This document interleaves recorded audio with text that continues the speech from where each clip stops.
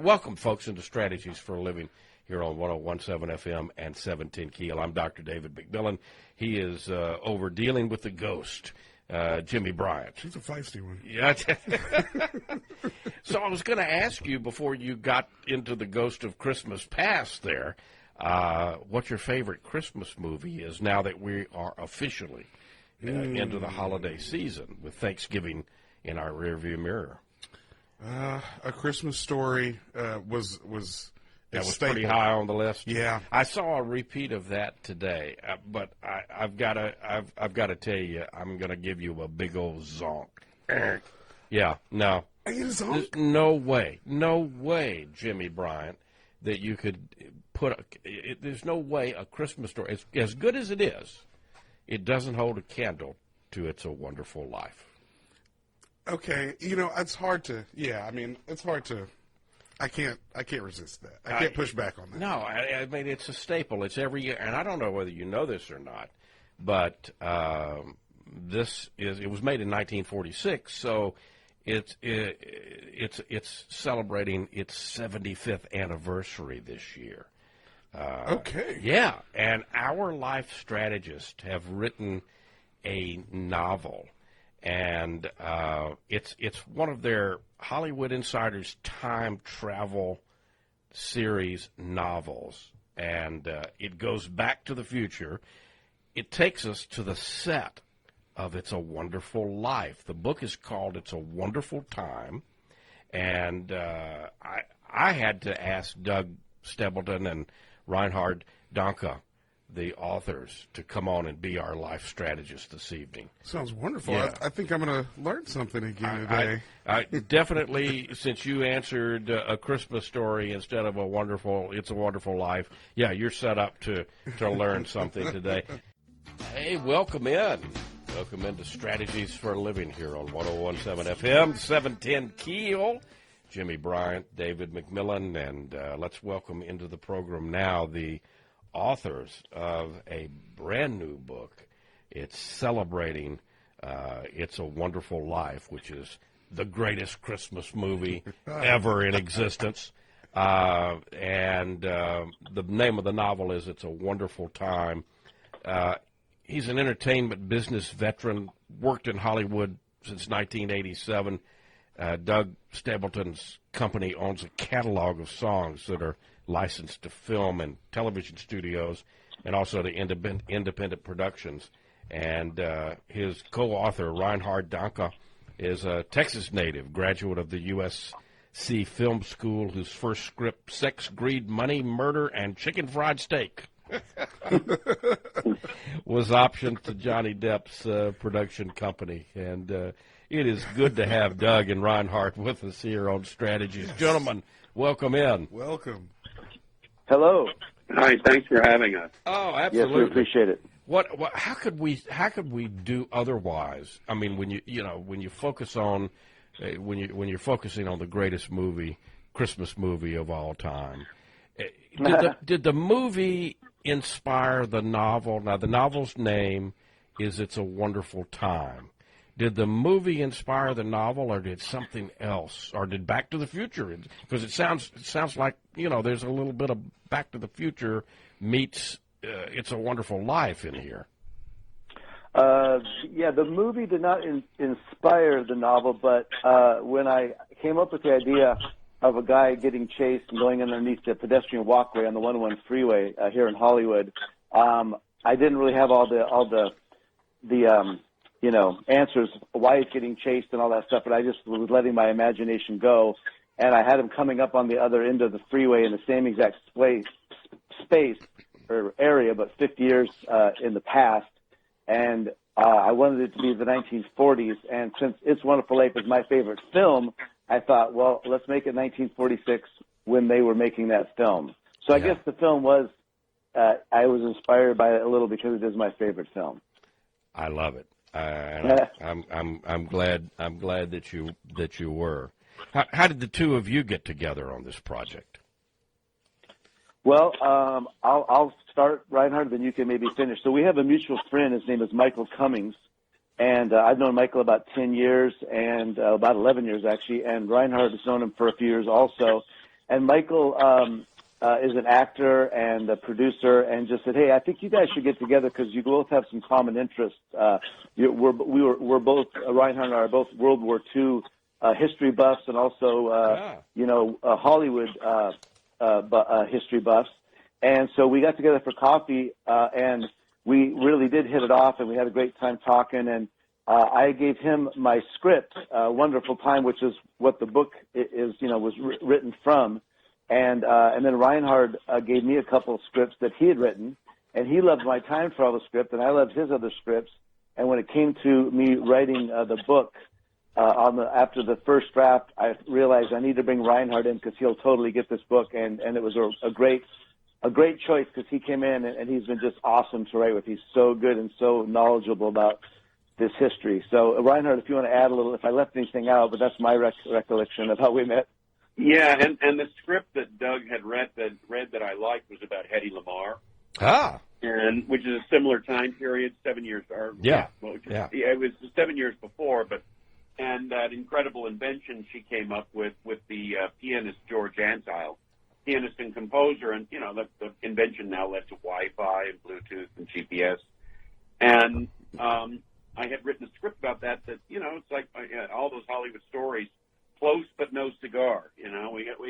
This one was just a few weeks away from filming when the financing fell apart. But and that would have been a really good movie, I think. But anyways, I already knew a lot about Hollywood of that period. I've always been enamored of it. I read all these books about Frank Capra and Jimmy Stewart and RKO at the time, and I felt very comfortable writing about California and Los Angeles in the 1940s, especially the post-war era.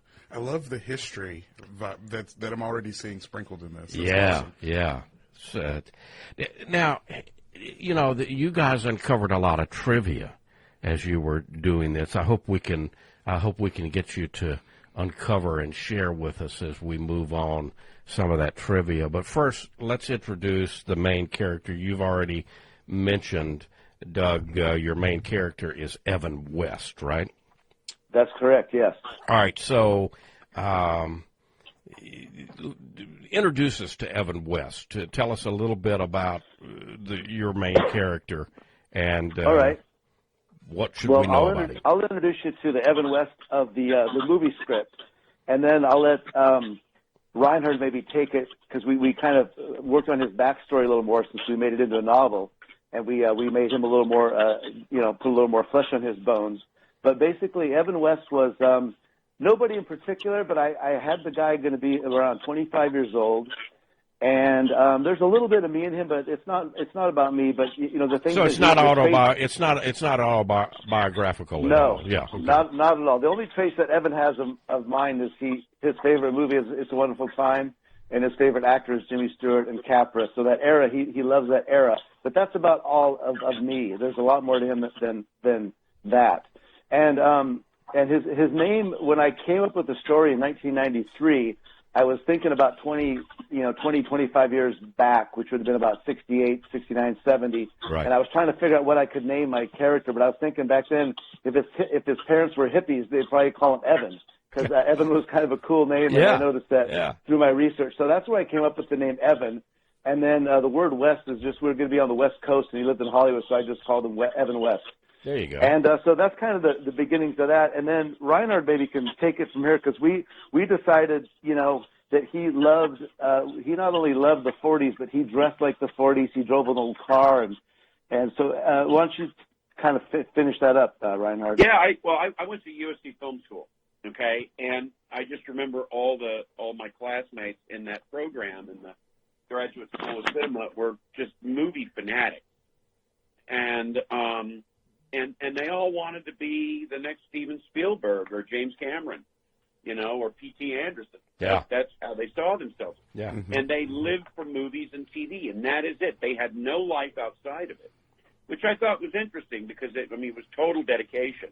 Almost like the Miles Teller character in Whiplash, He's all about jazz drumming, and that's it. He has no life outside of it. Yeah. And also I'd met a guy, and I know this sounds crazy, but I met this charming, interesting gentleman a few years ago. My wife and I met him, and he was living the 1920s.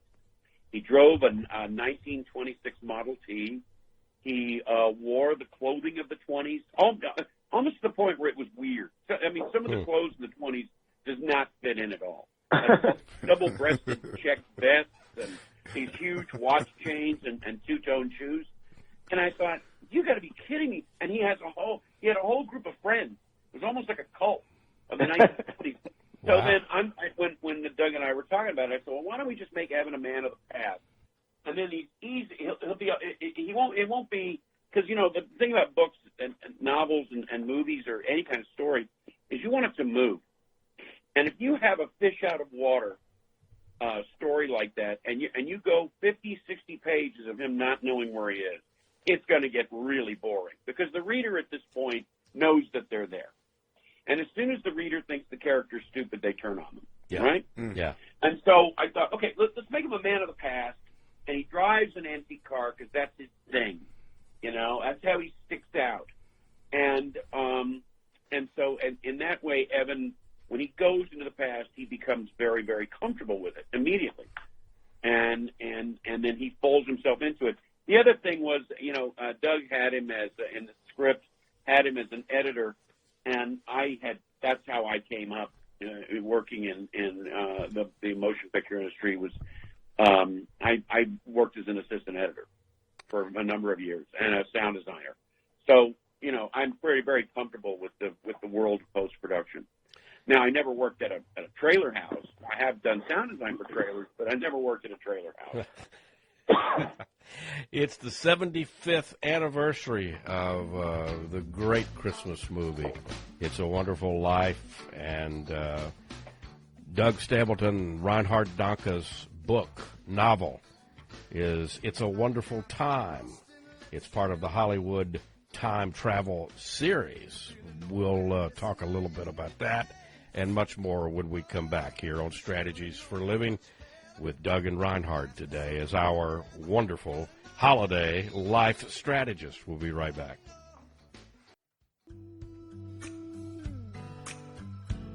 And welcome back. Welcome back into Strategies for Living here on 101.7 FM, 710 Keel.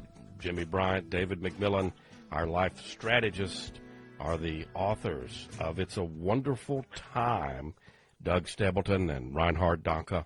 And this book, gentlemen, is a part of what you hope will be the Hollywood time travel series. Is that right? Yeah, the book, this is going to be book one of a series called the Hollywood Time Travel Series. And it'll be the same character, Evan, and another time travel guy that is part of in the first book. And our plan is to write a book maybe every year and a half, 2 years. And the journey continues of them helping certain movies get made the way they were supposed to. And it could be any decade. It could be any big movie. Usually it's going to be a movie that everybody knows or somebody that somebody knows. But that's the plan, yeah. I love it. You know, it's interesting that Steven Spielberg says, and he cites It's a Wonderful Life as one of his favorite movies. That's pretty. That's strong. True. Pretty I've strong. read that before. Yeah, I've heard him say that actually. How did you guys gather all of the knowledge about Frank Capra and Jimmy Stewart? Where'd you get all of the knowledge that you have included in the book?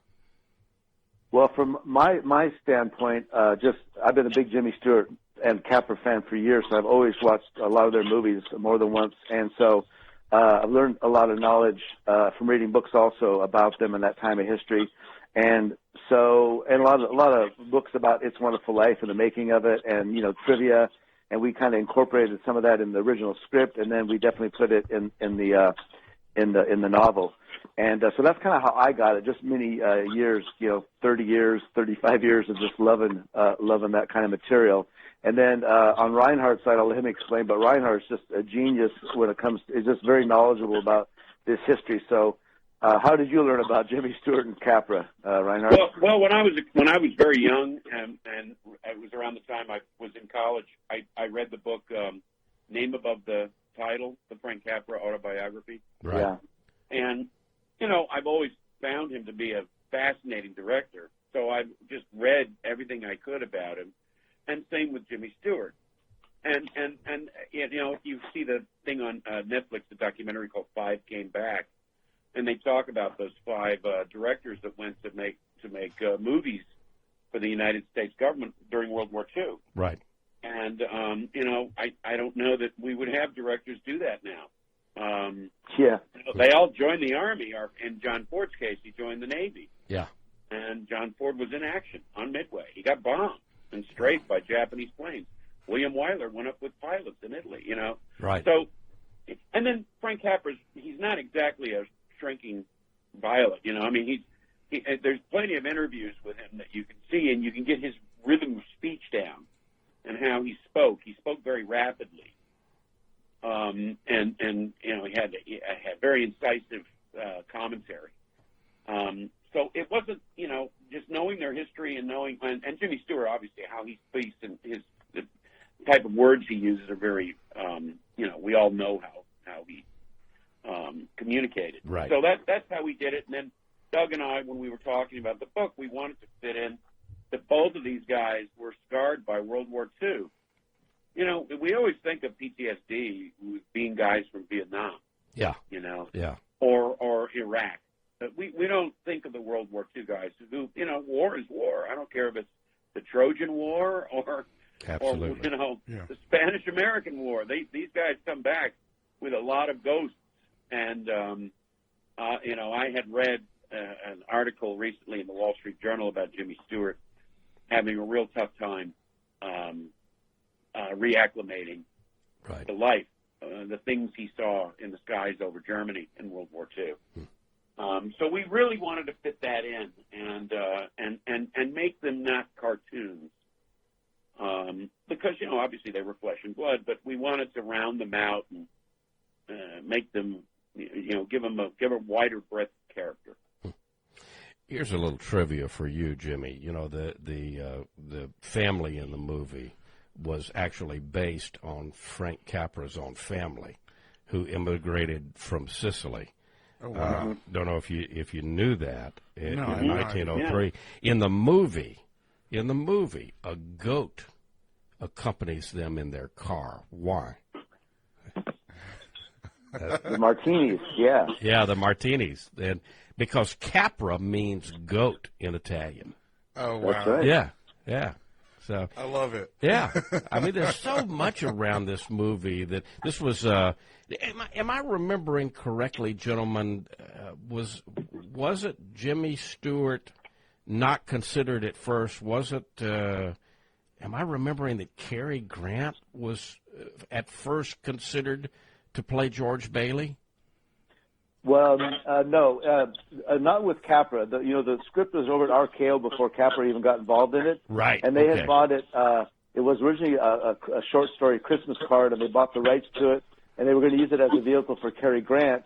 And that just never came together. And then the RKO sold the rights to Capra, and Capra's first, he knew exactly that Jimmy Stewart would be the guy to play that. Yeah. And Reinhard, you might want to add to that, but that's from what and he and Capra and Jimmy Stewart, remember, they had just come back from the war. Yeah. And they knew, they had seen a lot of other actors and directors come back and just not get it together. And they didn't want to be among those guys. So they were very careful about the project that they chose to work on. And they had worked together before in 1939 when Mr. Smith Goes to Washington. Right. Mm-hmm. And they had a pretty good working relationship. It's interesting because as popular as it has become, it's a classic. It's, I think, been called the #1 inspirational film of all time, and on and on and on. But in terms of commercial success at the box office, when it came out, it really wasn't successful, was it? No, it wasn't. Not at first. Not at first, yeah. Yeah, I can add a little to that. When it came out, just unfortunately for it, it came out, and there was a snowstorm on the East Coast.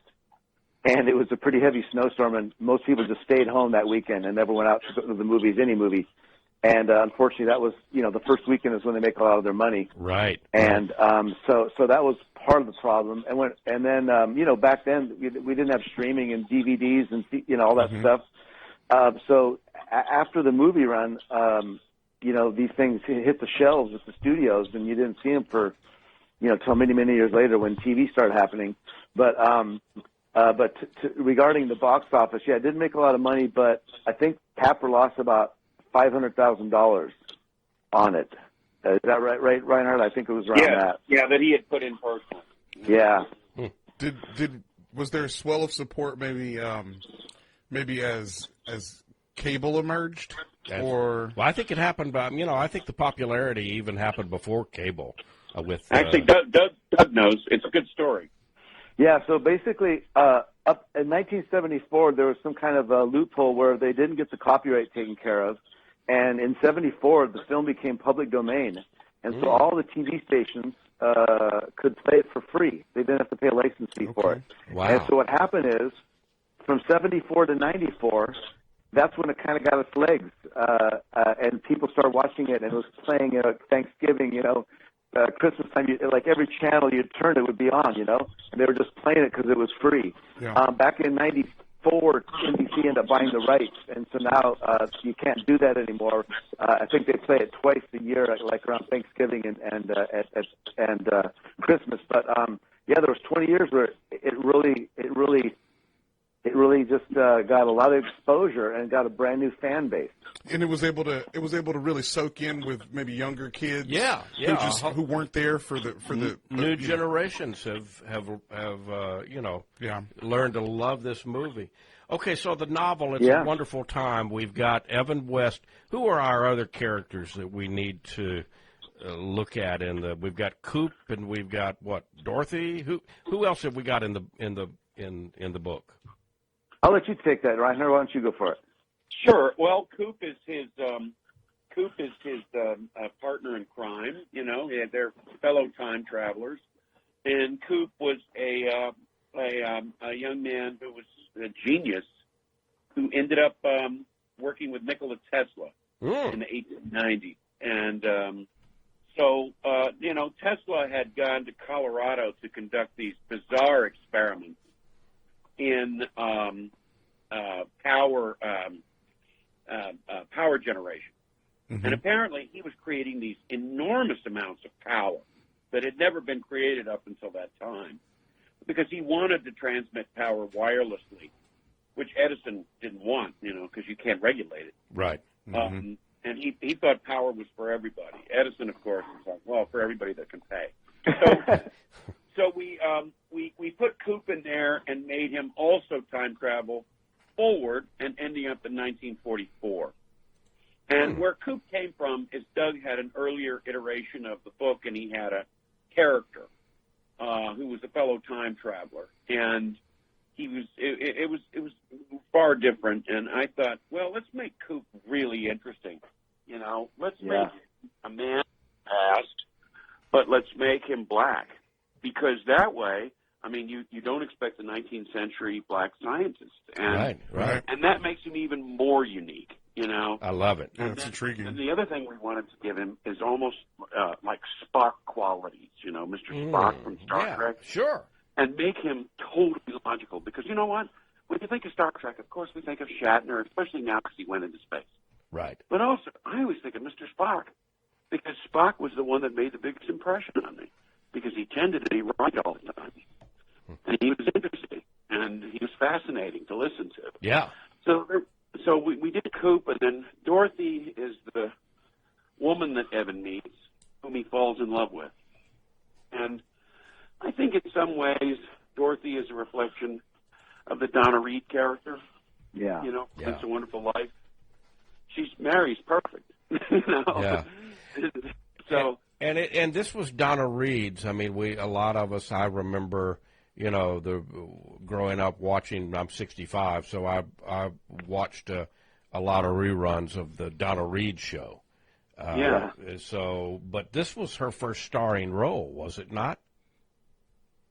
Well, she did From Here to Eternity. Was that after that? That was in '53. Yeah, that was after. Yeah. I think It's a Wonderful Life was her very first starring I think you're right. role. Yeah. We're talking with Doug Stebleton and Reinhard Denke. Their wonderful novel. You can find it at your favorite bookseller. It's a Wonderful Time. It's part of the Hollywood Time Travel series. And they've also got a website. We'll tell you about that when we come back.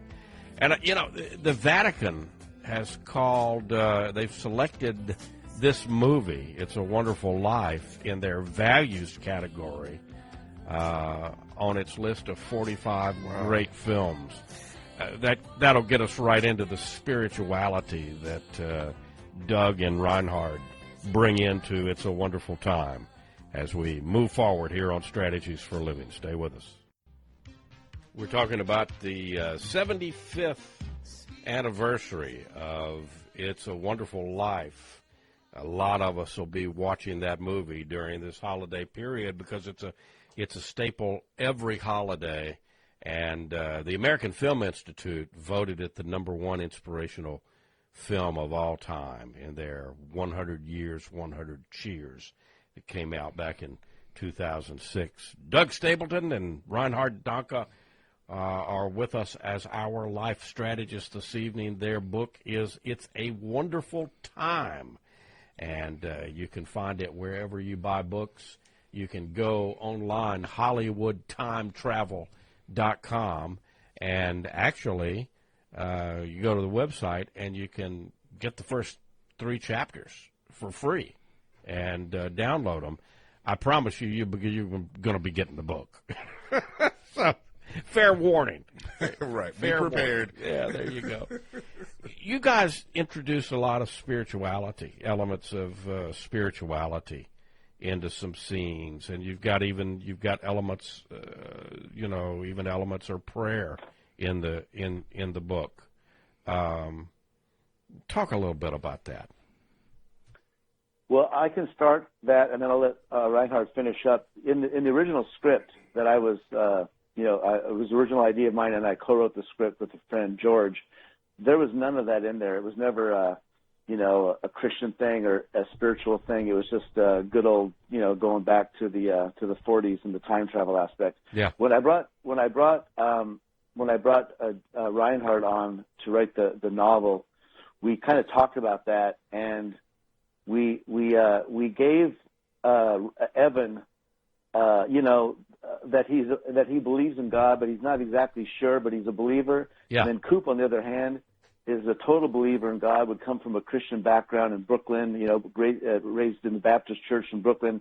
So we used a little of that. It's not hitting anybody over the head, but definitely God is portrayed in a positive way, but it's not the main theme of the book at all. Yeah.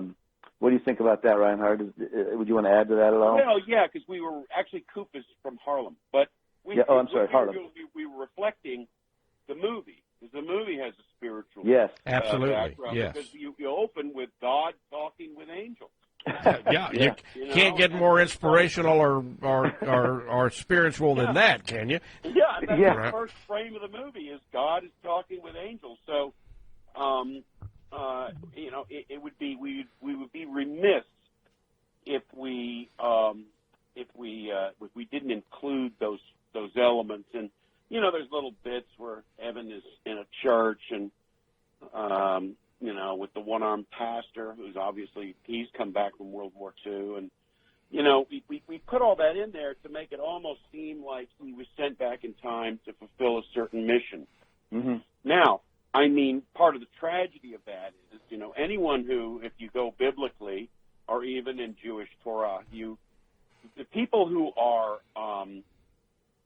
picked for great tasks by God end up having very difficult lives. Correct. Yes. Paul, Moses, any of the 12 disciples, King David, Abraham, all in Noah, Paul, on and on and on. All yeah, of them. there you go. Everyone. Yeah. And we thought, well, because Doug and I were talking over the course of the series, And the debate we keep having is, does Evan get to go home? Because, you know what I'm saying? I mean, it was so random why he and Coop ended up where they did, and Coop miraculously appears in Evan's life, which, you know, there's some that say that's a little too happenstance and unrealistic, but at the same time, that's the magic of books and movies. Who wants real life? Even documentaries are a take on something, right? Yeah. They're like college thesis papers. They're not really. You know, when someone goes, well, I saw a documentary and I know what happened on 9/11, it's like, no, you don't. That's just a filmmaker's point of view that, you know, or it was a conspiracy or whatever crazy thing they've come up with. And so, you know, the magic of Hollywood is that we have these things, and that's why Doug and I decided to go more spiritual than not, because I think that makes it far more compelling, I think, as a story. Doug and Reinhard, I got a question for each one of you. Same question for both of you, but what did you learn as you dove into It's a Wonderful Life? We've talked about a lot of trivia so far throughout the program, but what did you learn that really surprised you? Did you learn anything that really, whoa, that you know, that made me go, what? Doug, how about you? Well, that's a good question. I don't know how to answer that, because I've known so much about it for all these years. Dustin's kind of new to me. I would say maybe what Reinhard and I were talking about, where we talked about Jimmy Stewart's PTSD, and you know that stuff comes out in the movie where he's you know, at the bar praying. He said, "Dear God, help me! I don't know what to do." But right before he jumps off the bridge, and the emotions when he comes home and he's throwing stuff up and putting the tables up. That was all real emotion that he was digging deep in from the stuff that he was, you know, feeling from the war. Because remember, this was they shot this in April, May, June, July in '46, and you know, Jimmy had been back only, you know, 6, 7, 8, 9 months. The war hadn't been finished; had just been finished, not even a year. So I guess I learned a little more about that when I bought a book about Jimmy's service and kind of how he dealt with it on that first movie. I always knew about it, but I definitely learned a lot more about that and how it affected him. And so that would probably be my answer. Reinhard, how about you? I found, this is what I felt about it, is it's very rare in human history when a lot of disparate elements come together, a number of disparate elements come together and create this incredible lightning in a bottle that can never be replicated. Right. Never. Mm-hmm. Okay, because you guys all earlier were talking about their favorite Christmas movies, and there's a lot of them out there, but It's a Wonderful Life stands out because it's not about Christmas. It happens over Christmas. Yeah. But it's about a lot of things. Yeah. And you almost might say it's about everything, you know, because it's about sacrifice. It's about disappointment. It's about family. It's about a town. It's, you know, and I know that the original authors, just like the play that the Andy Hardy movies came from, and I may be mistaken with this, if the original story was written by communists, because I know the Andy Hardy, the play that was written, that was based on the 1920s, were communists, which of course MGM, that they weren't going to have that, so they they sanitized it and made it about Judge Hardy and his family. But what I learned too is when so many disparate elements come together, in that one magical moment when you have a director who's going to claw his way back into Hollywood, and sadly, I mean, and I shouldn't make this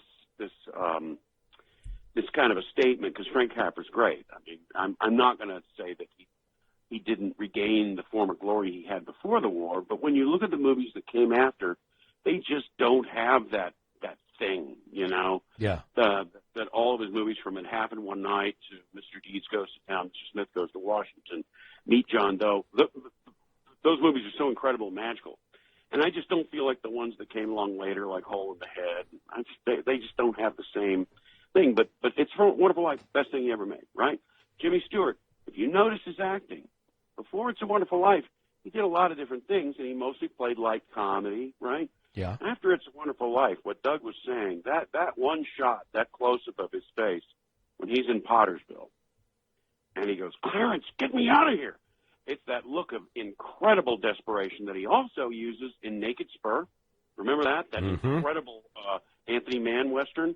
and in Winchester 73, where he becomes extremely desperate and violent.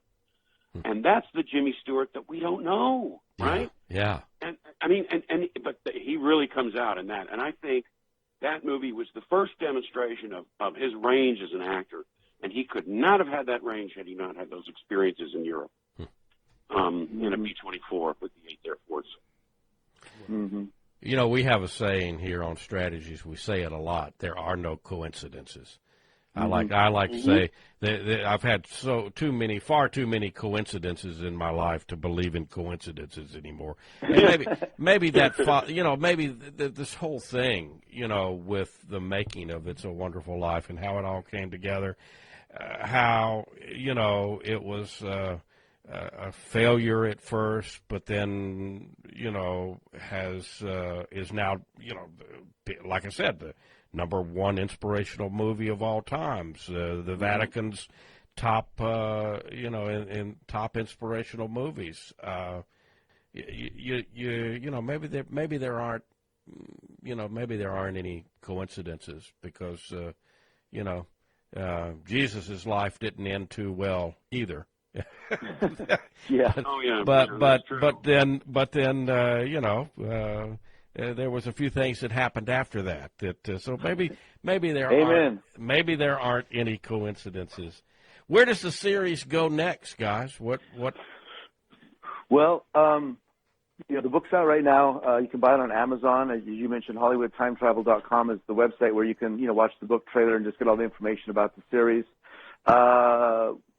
Starting probably in January, February, Reinhard and I'll get together and we'll start working on the second book. We're doing research right now, and you know, we're both pretty busy doing other stuff besides writing books. He's writing scripts and working on projects, and he's producing a couple of movies right now. I'm doing the same thing. I have a TV show, and I'm just busy with stuff. But we're both committed to doing it because we think there's definitely a fan base out there for this. I mean, it's got great elements of. I mean, who doesn't like time travel? It's just fun stuff, and if we can bring these historical elements, real things that happened, and then we can take our creative license and then add what we have.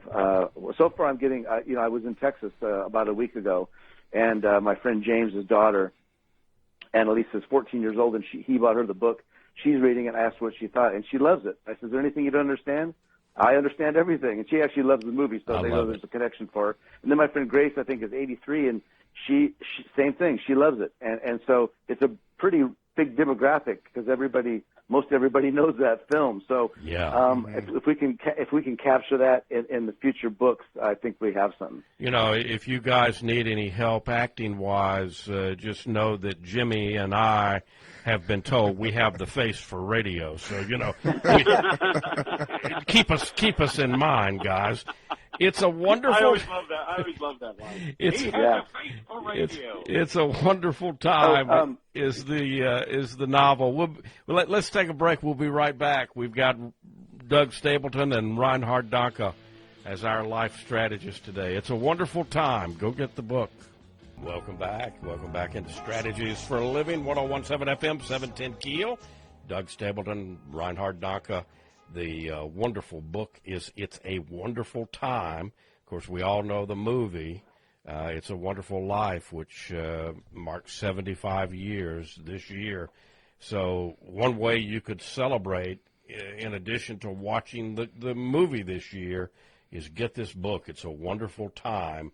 And you can, of course, go to HollywoodTimeTravel.com. You can get the book on Amazon. There's a Facebook page for Hollywood Time Travel Series. I think, guys, you guys have an Instagram and a YouTube channel too, don't you? That's correct, yeah. So lots of ways to get involved in this and get in on It's a Wonderful Life. I'm going to say It's a Wonderful Life / It's a Wonderful Time. And I can't, you know, I hope people will go get the book and dive into it. You know, I look forward to maybe to see this on the big screen itself. Doug, Reinhard, thank you so much for being great life strategists here on Strategies for Living. Well, thank you for having us. Yeah, thanks for having us. We appreciate it. You bet. We really appreciate it. You bet.